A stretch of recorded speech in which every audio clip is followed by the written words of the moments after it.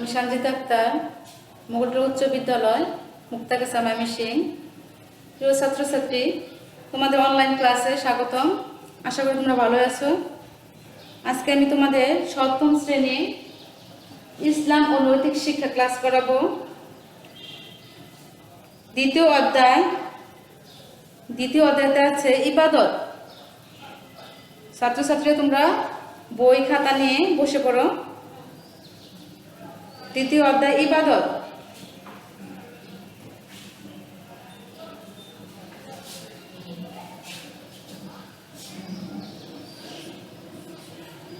দ্বিতীয় অধ্যায়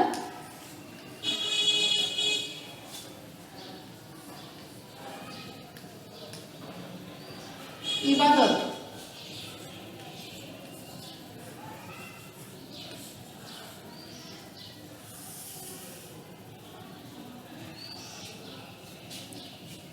ইবাদত আরবি শব্দ, এর অর্থ দাসত্ব, বন্দিগি, আনুগত্য ইত্যাদি।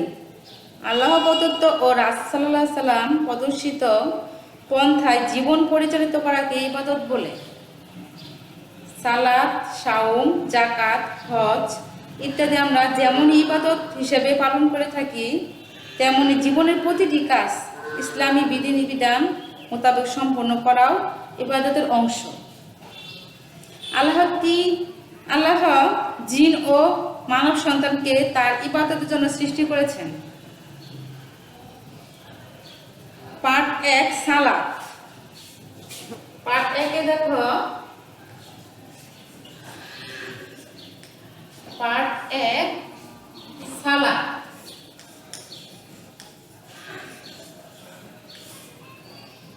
পার্ট 1-এ আছে সালাত।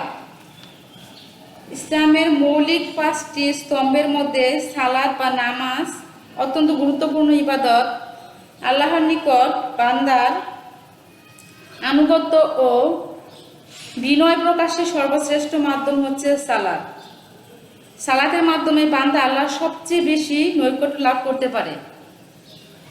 সালাত হচ্ছে জান্নাতের চাবিকাঠি ও আল্লাহর সঙ্গে আধ্যাত্মিক সংযোগ স্থাপনের মাধ্যম।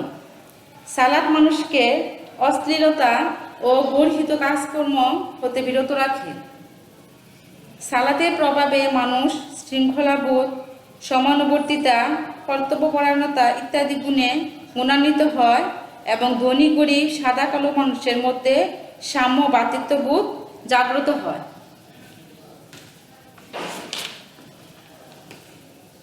জামাতে সালাত। দেখো, জামাতে সালাত। জামাতে সালাত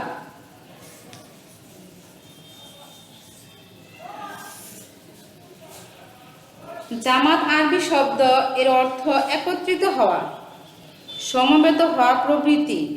ইসলামী পরিভাষায় নির্ধারিত সময়ে নির্দিষ্ট জায়গায় মুসলিম সম্প্রদায় ইমামের সঙ্গে একত্রিত হয়ে সালাত আদায় করাকে জামাতে সালাত বলা হয়। জামাতে সালাত আদায়ের গুরুত্ব।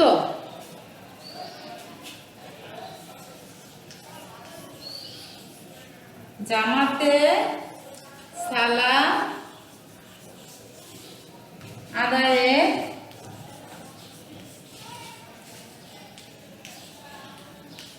গুরুত্ব।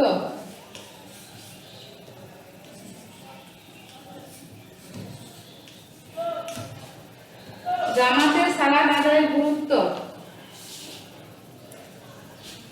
ফরজ সালাত একাকী আদায় করার চেয়ে জামাতে আদায় করার প্রতি বিশেষ তাগিদ রয়েছে।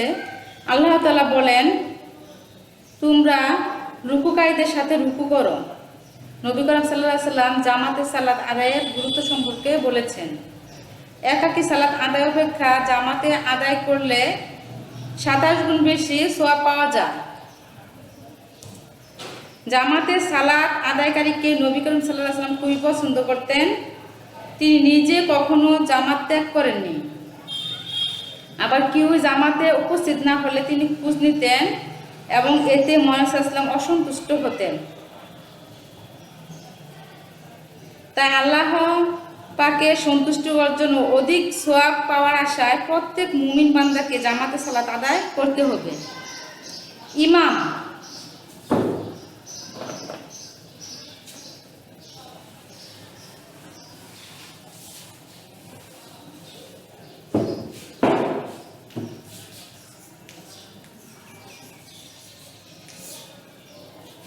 ইমাম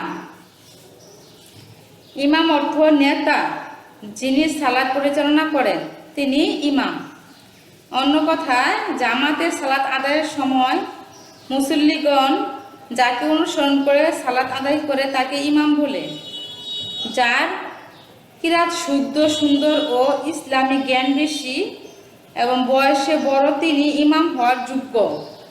তাই একজন যোগ্য ব্যক্তিকে ইমাম হিসেবে নির্বাচন করা উচিত। ইমামের কর্তব্য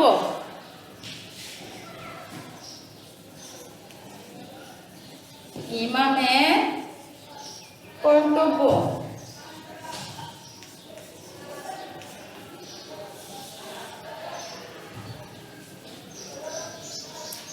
ইমামের কর্তব্য হচ্ছে সালাতে কাতা সোজা হলো কিনা সেদিকে দৃষ্টি রাখা, মুসল্লিদের মধ্যে সুসম্পর্ক রক্ষা করা, সৎ উপদেশ দেওয়া এবং মুসল্লিদের প্রতি দায়িত্ব যথাযথভাবে পালন করা। ইমাম হিংসা বিদ্বেষ প্রভৃতি অনুসরণ ও ইসলাম বহির্ভূত কাজকর্ম থেকে দূরে থাকবেন। তার উচিত মুসল্লিদের অবস্থা দেখে সালাতে তিলাওয়াত দীর্ঘ বা সংক্ষিপ্ত করা। মুসল্লিদের মধ্যে অনেকে বৃদ্ধ, রুগণ, দুর্বল ও মুসাফির থাকতে পারে। তাই ইমামকে সকলের প্রতি লক্ষ্য রেখে সালাত আদায় করতে হবে। জামাতে সালাত আদায়ের মাধ্যমে মানুষকে শৃঙ্খলাবোধ, সমানুবর্তিতা ও নেতার প্রতি আনুগত্য শিক্ষা দেয়। মানুষে মানুষে ভেদাভেদ দূর করে এবং সামাজিক ঐক্যের প্রতিফলন ঘটায়। মুক্তাদি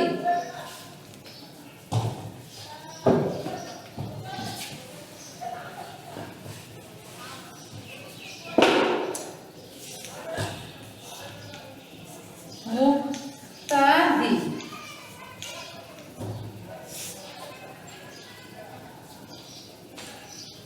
ইমামের পেছনে দাঁড়িয়ে তাকে অনুসরণপূর্বক যারা সালাত আদায় করে তাদের মুক্তাদি বলা হয়।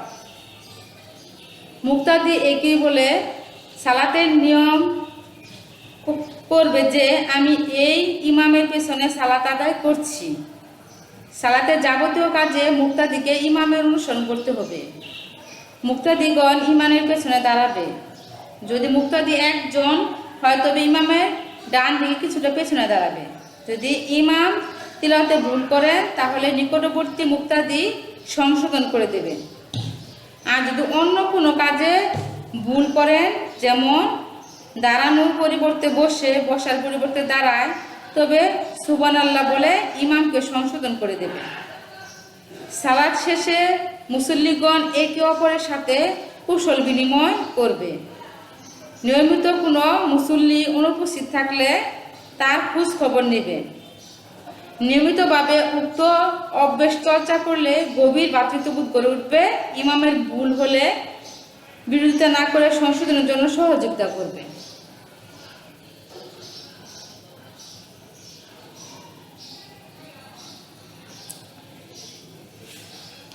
এখন তোমরা দেখো পার্ট 2।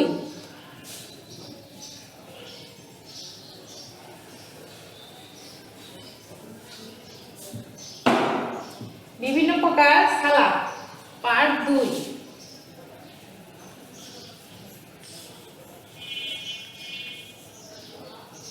পার্ট 2তে আছে বিভিন্ন প্রকার সালাত।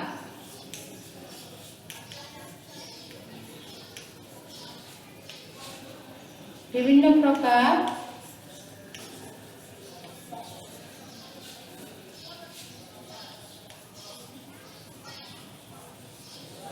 সালাত। মাসবুকের সালাত,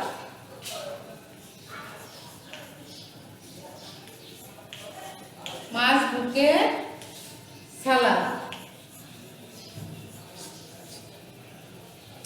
যে ব্যক্তি নামাজে এক বা একাধিক রাকাত শেষ হওয়ার পর ইমামের সাথে জামাতে অংশগ্রহণ করে তাকে মাসবুক বলে।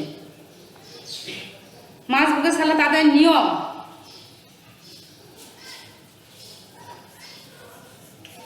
মাসবুকের সালাত আদায়ের নিয়ম।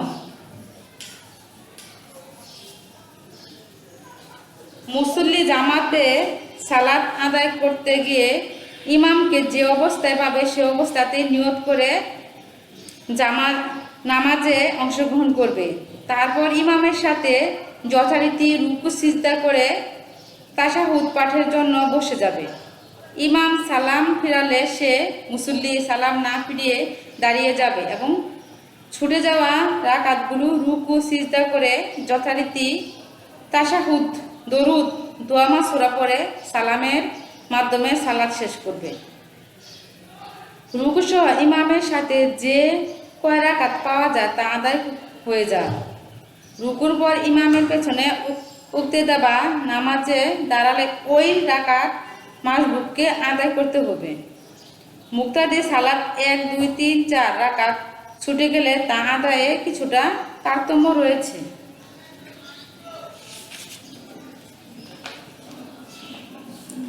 নিম্নে এসবের বর্ণনা করা হলো। মুক্তাদি ইমামের পেছনে উক্তেদা করার পর যদি 1 রাকাত ছুটে যায় তবে ইমামের সালাম ফেরানোর পর দাঁড়িয়ে যাবে এবং ছুটে যাওয়া 1 রাকাত একাকী সালাত আদায় করে নেবে। 2 রাকাত ছুটে গেলে ইমামের সালাম ফেরানোর পর মুক্তাদি দাঁড়িয়ে যাবে এবং ছুটে যাওয়া 2 রাকাত যথানিয়মে আদায় করবে। যেভাবে ফজরের 2 রাকাত ফরজ সালাত একাকী আদায় করা হয়। 3 রাকাত ছুটে গেলে ইমামের সালাম ফেরানোর পর মুক্তাদি দাঁড়িয়ে যাবে। 1 রাকাত যথানিয়মে আদায় করে প্রথমে বৈঠক করবে। ওই বৈঠকে তাশাহুদ পড়ার পর আবার দাঁড়িয়ে যাবে এবং বাকি 2 রাকাত যথানিয়মে আদায় করে শেষ বৈঠকে তাশাহুদ, দরুদ, দোয়া মাসুরা পড়ে সালাম ফিরিয়ে সালাত শেষ করবে। 4, 3, 2 রাকাত বিশিষ্ট নামাজে মুক্তাদি ইমামকে শেষ বৈঠকে পেলে ইমামের সালাম ফেরানোর পর মুক্তাদি দাঁড়িয়ে যাবে। যথানিয়মে ছুটে যাওয়া রাকাতগুলো এমনইভাবে আদায় করে নিবে যেভাবে একজন মুসল্লি একাকী 4, 3, 2 রাকাত বিশিষ্ট সালাত আদায় করে থাকে। মুসাফিরের সালাত।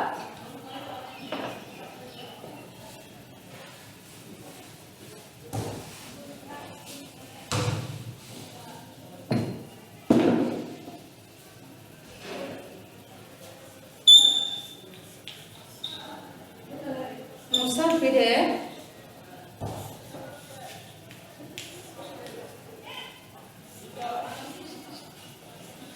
সালাত। মুসাফির আরবি শব্দ, এর অর্থ ভ্রমণকারী।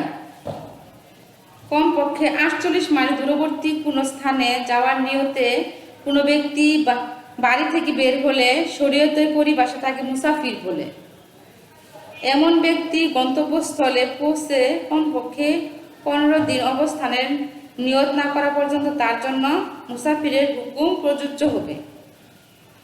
শরীয়তে মুসাফিরকে সংক্ষিপ্ত আকারে সালাত আদায়ের সুযোগ দেওয়া হয়েছে। এই সংক্ষিপ্তকরণকে আরবিতে কসর বলা হয়। মুসাফির অবস্থায় যোহর, আসর ও এশার ফরজ সালাত আদায় কসর করতে হয়। যেমন আল্লাহ তাআলা বলেন, যখন তোমরা দেশ বিদেশে সফর করবে তখন সালাত সংক্ষিপ্ত করলে তোমাদের কোনো দোষ নেই। মুসাফিরের জন্য কসর সালাত আদায় করার অনুমতি আল্লাহ তাআলার এক বিশেষ অনুগ্রহ। এই অনুগ্রহের গুরুত্ব সম্পর্কে মহানবী সাল্লাল্লাহু আলাইহি ওয়াসাল্লাম বলেন, এটি একটি সাদকা যা আল্লাহ তাআলা তোমাদের দান করেছেন। এই সাদকা তোমরা গ্রহণ করো। মুসাফিরের সালাত আদায়ের নিয়ম।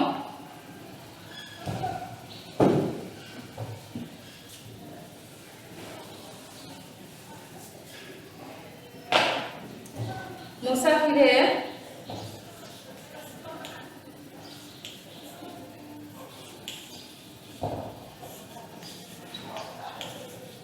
মুসাফিরের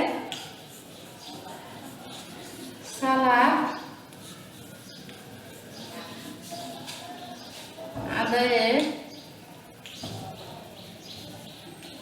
নিয়ম।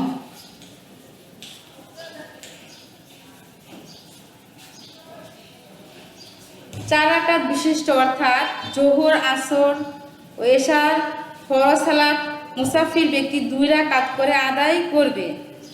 ফজর, মাগরিব ও বেতরের নামাজে কসর নেই, এগুলো পুরোপুরি আদায় করতে হবে। আল্লাহর দেওয়া সকল সুযোগ সুবিধা খুশি মনে গ্রহণ করা উচিত। কাজেই কোনো মুসাফির ব্যক্তি যদি ইচ্ছে করে জোহর, আসর বা এশার ফরজ সালাত আদায় করে 4 রাকাত, তবে আল্লাহ দেওয়া সুযোগ গ্রহণ না করার গুনাহগার হবে। কিন্তু ইমাম যদি মুকিম হয় তাহলে সে ইমামের অনুসরণ করে পূর্ণ সালাত আদায় করবে। সফর একটি কষ্টকর বিষয়, তা আল্লাহ তার বান্দার উপর সালাত সংক্ষিপ্ত করার অনুমতি প্রদান করেছেন। রুগন ব্যক্তি সালাত।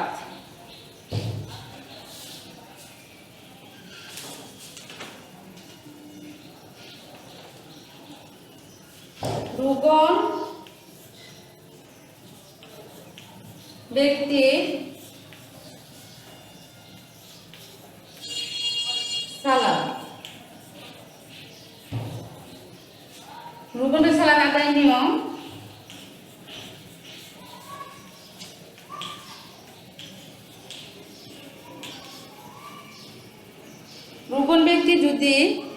রুগন ব্যক্তির জন্য জ্ঞান থাকা পর্যন্ত সালাত আদায় করা বাধ্যতামূলক। রোগ যত কঠিন হোক না কেন, সম্পূর্ণরূপে অপারগতা না হলে সালাত ত্যাগ করা যাবে না।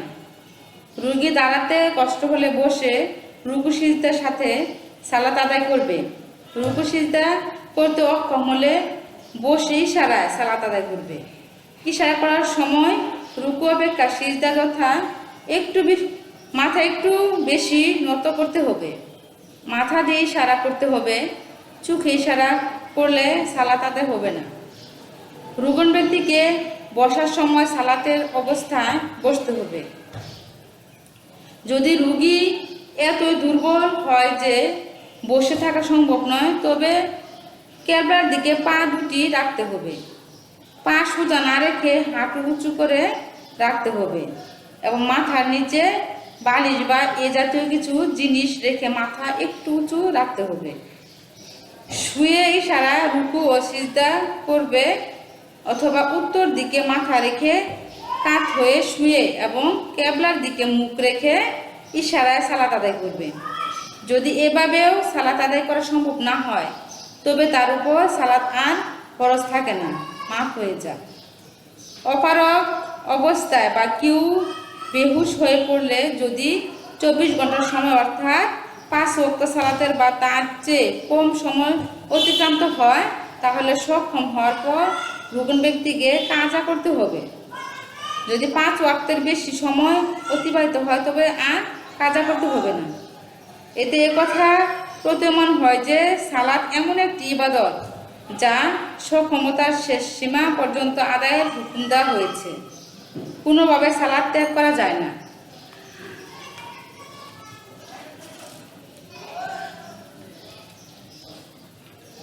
প্রিয় ছাত্রছাত্রীরা, আজকে এ পর্যন্ত তোমাদের। আশা করছি তোমরা আয়ত্ত করতে পারছো আমার কথাটুকু। এখন তোমরা একটা বাড়ির কাজ লিখে নাও।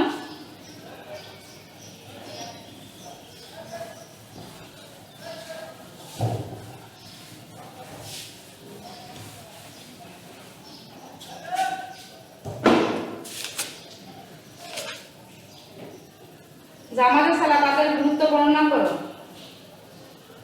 প্রশ্ন দেখো, লিখে নাও।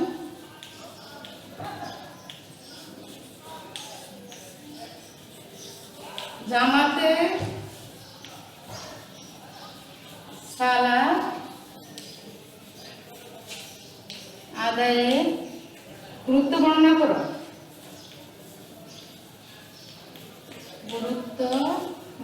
প্রার্থনা করো। এই হচ্ছে তোমাদের বাড়ির কাজ। আজকে এই পর্যন্তই। তোমাদের সুস্বাস্থ্য কামনা করে এখানে বিদায় নিচ্ছি। আল্লাহ হাফেজ।